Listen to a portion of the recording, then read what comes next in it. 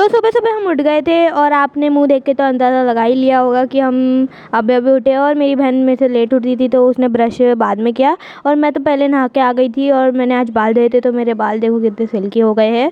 फिर हम लोग पढ़ने बैठ गए थे क्योंकि मम्मी बोल रही थी कि जब तक नाश्ता नहीं बनता है तब तक पढ़ने बैठ जाओ। तो मैं जल्दी से अपना हिंदी का काम कर रही थी और मेरे भाई बहन भी पढ़ रहे थे।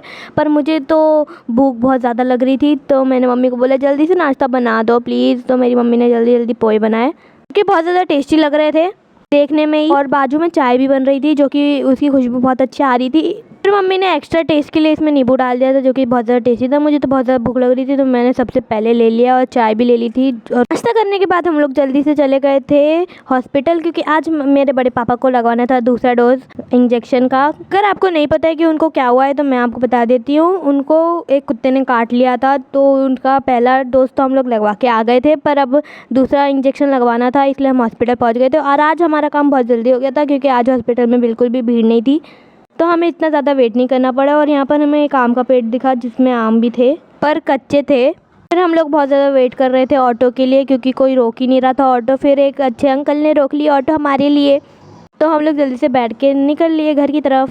2 hours later.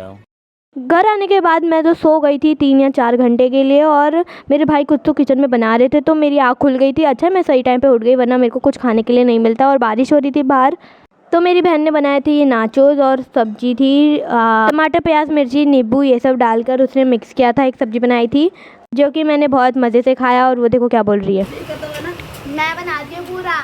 और जब मैं बैठ के खा रही थी तब मुझे मम्मी डांट रही थी क्योंकि मैं 3-4 घंटे के लिए सो गई थी बिना कुछ खाए पिए इसलिए मेरे को मम्मी बहुत ज़्यादा डांट रही थी।